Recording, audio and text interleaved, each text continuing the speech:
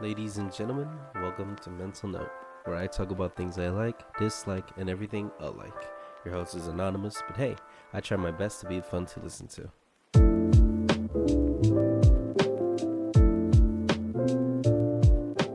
Today's episode is titled Financial Expectations, and I feel like this is kind of straightforward on what the topic is going to be. It's going to be about money. And, let's get right into it. I don't really have an introduction for it. It's just, how a mental note to myself about money. And so, let's get into it. As kids, we're always told we should save up for a car. We should save up for something that we like. We should save up, which is, that involves money. In today's society, we have kind of normalized the gaining of money. We made it easy for everybody to have accessible trade of this financial, advantage, I guess. And it's been easy for most of us. And we've tried making it as easy for everybody, but obviously not everybody can have the luxuries that others have. But overall, we have made the social construct that we need money to be happy, I guess. And most of us have been striving on getting a new house, getting a new car, getting the new console, getting something that we want, something that we need, something for others, something for ourselves. And, money is involved in everything, we do as of now. We are very involved on our financial decisions, how we're gonna spend our money next, how we should save up our money, what we should spend our money on, and what to not spend it on. And frankly, I've made some very bad financial decisions. I literally bought a book yesterday, and it's supposed to be arriving today. It's Amazon, and I also bought like these little slime balls. They're like stress balls. I don't know. They're like really weird. They like spit out some little goo, and and then you can slurp it back up. It looks really cool. I haven't gotten them yet, but those should be arriving soon. And those were both like $20 each. Now, when you think about it, a book that can be used in many ways. A book could be used to educate yourself in the language that the book is in, or just, a piece of literature, something to entertain yourself, not by yourself, but by other people. And the little slime ball is just, something stupid that I thought was kind of cute, and I wanted to buy because I don't have any stress, to be honest. I'm pretty laid back, but I don't really see the point of the purchase. I literally just bought it. Or another great example, this microphone that I'm speaking into. I bought this out of impulse. I just had money and I spent it. And that's why I think this episode was a good conversation to start with, because us as young people are awful at saving money. Most of us are. We want to spend it on a new pair of clothing, some expensive sneakers, a new phone, it's just stupid stuff we don't need. And often more than that, we're never responsible on how we approach this. So I'm saying from myself, because I'm not very financially there, but we usually fear on how we spend our money so responsibly, and then we don't realize that we spend it. It's literally just impulse. You ever go to the store and you're like, you see something and you buy it just because?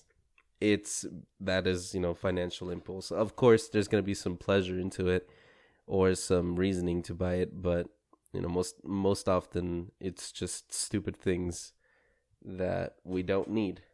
And that's a very common mistake that us as young people make, that we think that either money comes forever, or money is easy to make, or money is just disposable, which essentially it is. But come on, guys, we have to be smarter how we spend our money. And, obviously that's something I personally fear for myself, how irresponsible I can come to be with money and how easily I can just blow it off, you know? Um, I actually today I'm gonna go to the bank and open a new bank account because I was under my dad's bank account. I was using like a student card from Chase, and it limits me on what I can buy. And having the freedom of being able to buy stuff is pretty cool. But at the same time, I'm kind of like thinking about not doing it. Well, actually, no. I want to do the bank, but I want to like mentally limit myself because there's things I do want to, spend my money on, which are like donations to like a good cause. But sometimes I want to buy just like like something stupid, like coins in Clash of Clans. Then I'd be like, okay, yeah, I don't understand why he gave me that restriction because it's a stupid purchase. But you know, us as adults, we have to tell ourselves that instead of like not like physically restricting ourselves, it's mentally. We have to tell ourselves, do we really need this? Do we really need another phone case? Do we really need a magnet phone charger? Do I really need another controller for my Xbox or PlayStation or Nintendo? Nintendo players have a habit of breaking and buying controllers left and right. Those are expensive. They're like 120. This is crazy. And we have to know how to spend our money wisely and remember that, there's better causes to our money than just spending it whenever we have it. Like, of course, you could win $500, $600 in one check, and you could either save it or spend it. And the obvious decision to do is, save it. Save it for something cooler. But, there's a spectrum that I thought about when I was younger. It's like, I would go to this store and I would see a couple of candies and I'm going to use a example from when I was living in another country. I had a certain amount of money and there was this candy that had that certain amount of money. We're going to use, all right, we'll use dollars as an example. So I have 50 cents and I want a candy. No, I want some chips, and the chips are $2, and I have 50 cents. I could either not spend that money, those 50 cents, go home, do chores and get money, or just ask my mom if I could have another $1.50, and then buy the chips, or just spend them right there because oh wait, hold on. I needed to sneeze and then it left. That's annoying. What was I saying? Oh, we could go back home, ask our moms for money. Like, let's say that your house is like really close from the store, and we could get some chips, which are a little pricier than the candy. But you already have the money in hand. What's the point on going back and getting more money when you already have the money? So just might as well buy a candy. Obviously, it's not what you want, but at least it's something that'll pleasure you in that way, It's like a chocolate bar. But it would be the same thing like in life, for example. So let's say you wanna get a car, and this car is $6,000. I know, super cheap car, but this car is that price, and you're like, damn, I really want that car, and you have like $1,000 already. You could look for a car for $1,000. Let's just say the cars are really cheap in my theory. And this $1,000 car is, it gets around, it has wheels, but it's not as good as the one you want, which is $6,000. And since you already got your check, you already got the $1,000, you're like, okay, I want to get this because I want it now, instead of just waiting for something to just waiting for it to happen, or for the money to pile up and then get the car that you want. There's always benefits in waiting, and financial decisions are the smartest ones you can do when it comes to stuff like that. So, yeah. And the reason I use those examples is because that's the simplest way I can understand it. Just like how there's an achievable goal that you have and you don't know how to save up your money. Just think about it like that. It's like trying to beat the race as quickly as possible instead of finishing the race and getting the medal. It's like, oh, okay, here's another hypothetical. You're running in a race and there's a guy in front of you. No. It's just a race to see how fast you can go.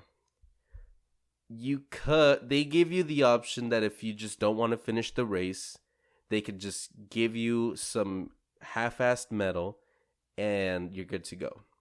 You don't want the half-assed medal, but you don't want to try to keep pushing yourself on to get the actual good, like, golden medal. So then you're like, okay, fine, give me the bad medal, and I'm good with that. If you're like, okay with mediocrity, then I guess you could end the race.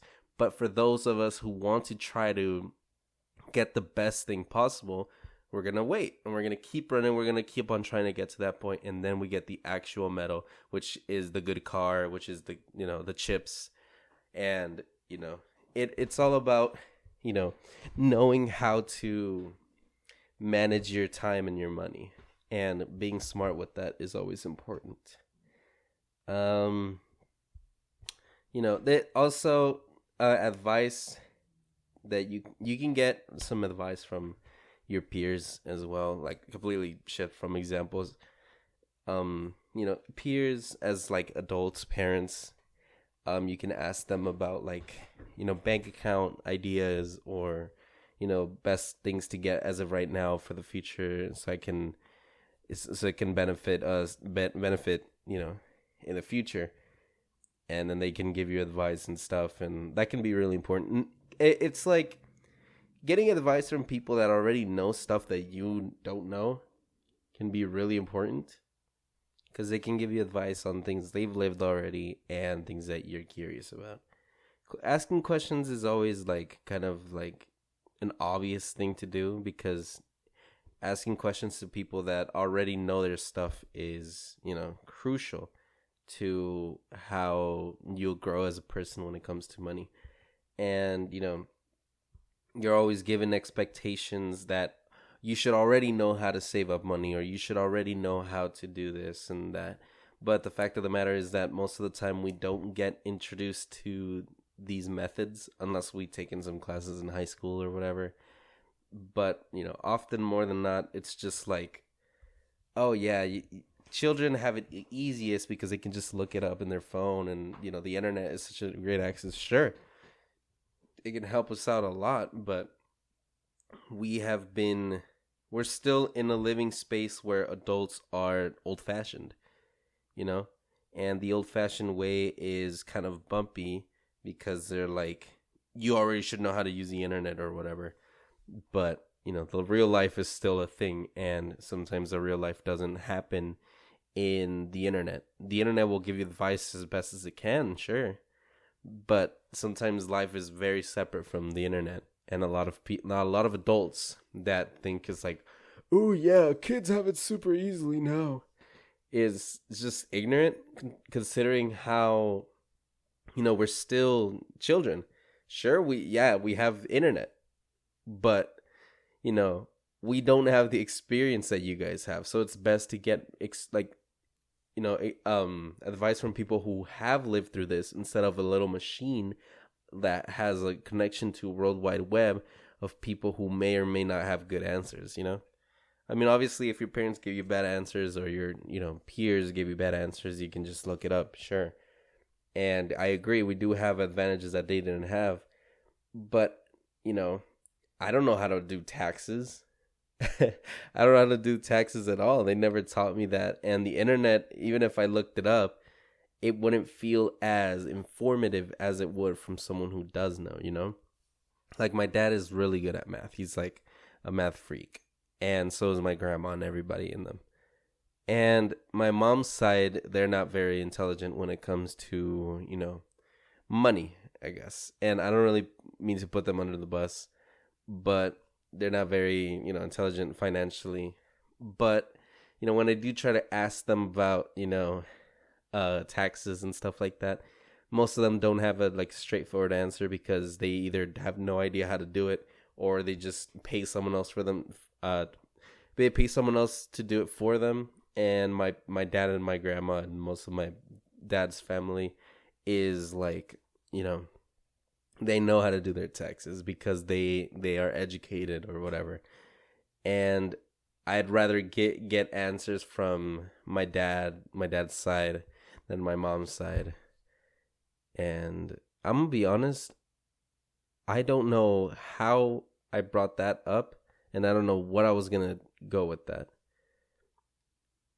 I I don't know if I completely shit. I just had a crazy brain fart, guys. I am so sorry. Um, let's change the topic. Well, I mean, it's still money topic, but you know. Oh, something that I was told when I was younger is build your credit.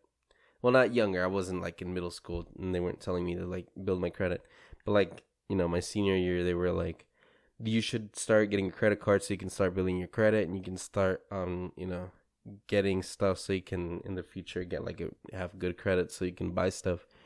And I didn't know what credit was, you know, what your credit did or how it affected you until they educated me on it, you know. And in school, I didn't have the classes that I did because I was, you know, I was living in another country.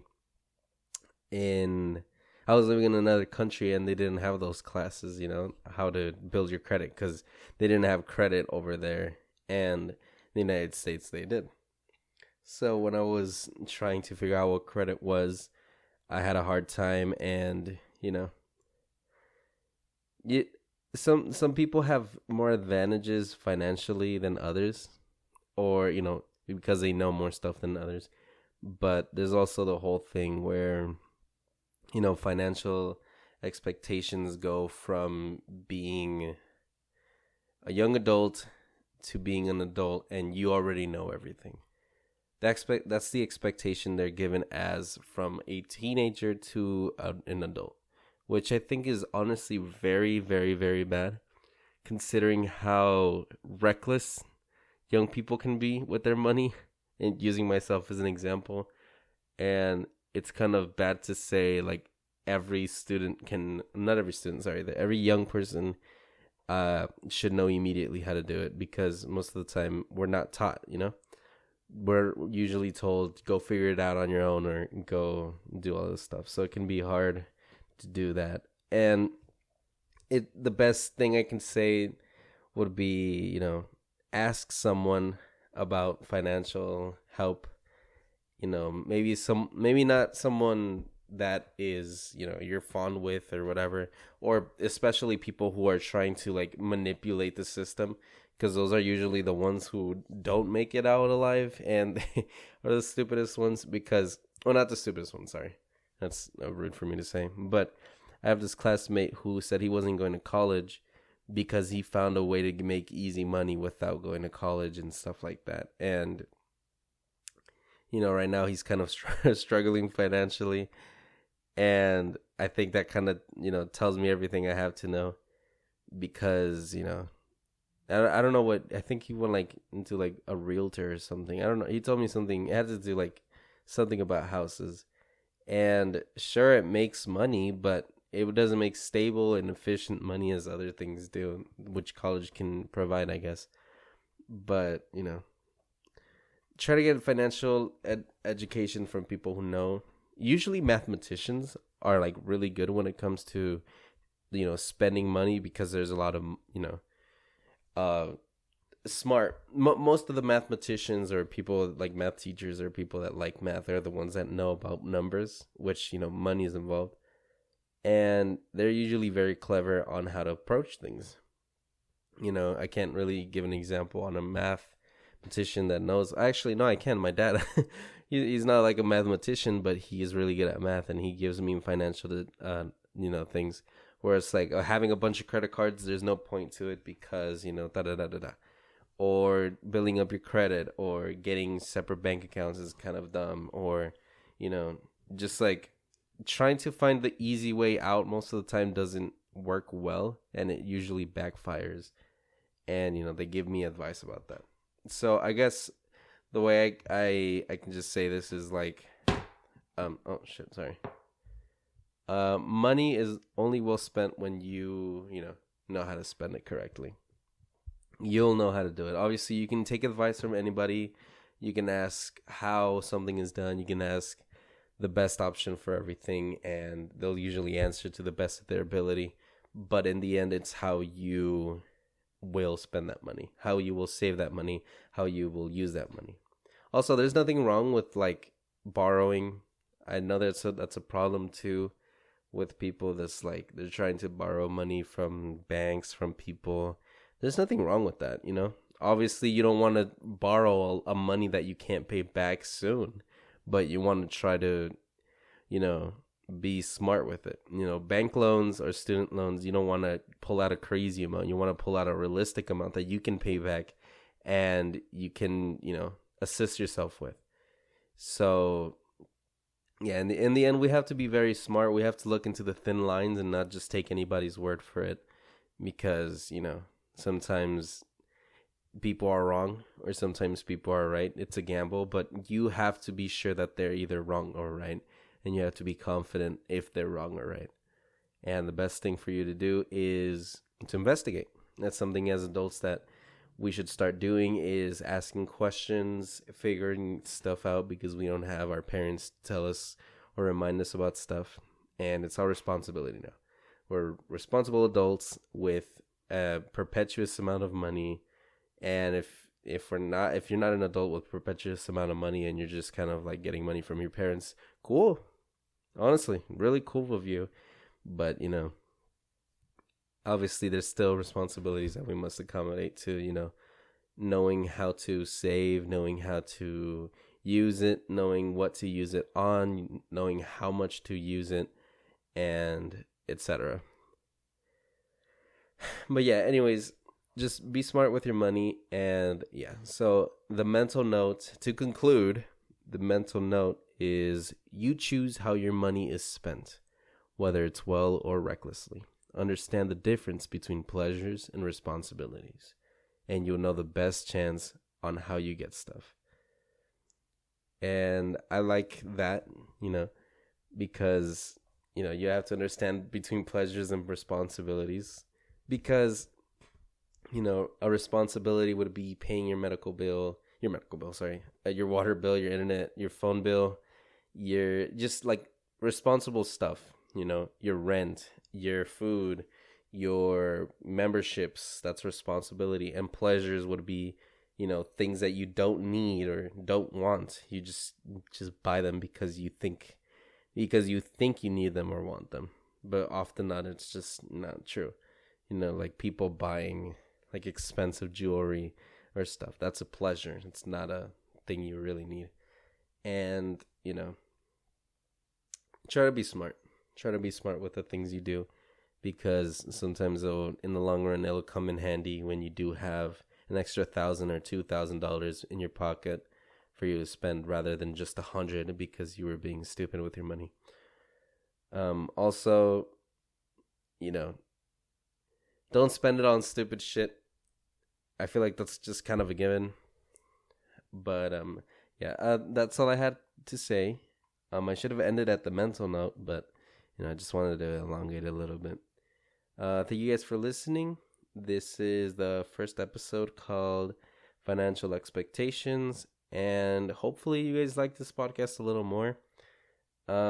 Obviously it felt a little flimsy on how I explain this, you know, my financial expectations, but I mean, I'm just as dangly as the next young adult, you know. I'm still figuring shit out, and I might not give you the sharpest advice, but you know, I'm trying. And yeah, hope you guys enjoyed this. Maybe took something out of it, maybe related to something or something, but you know, we're just here for ourselves.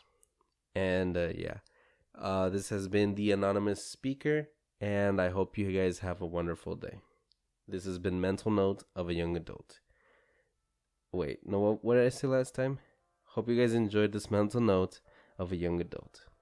And then see you guys. Okay. This has been a Mental Note of a young adult. See you guys later. Hope you guys have a beautiful rest of your evening, day, night, morning, and yeah. See you guys.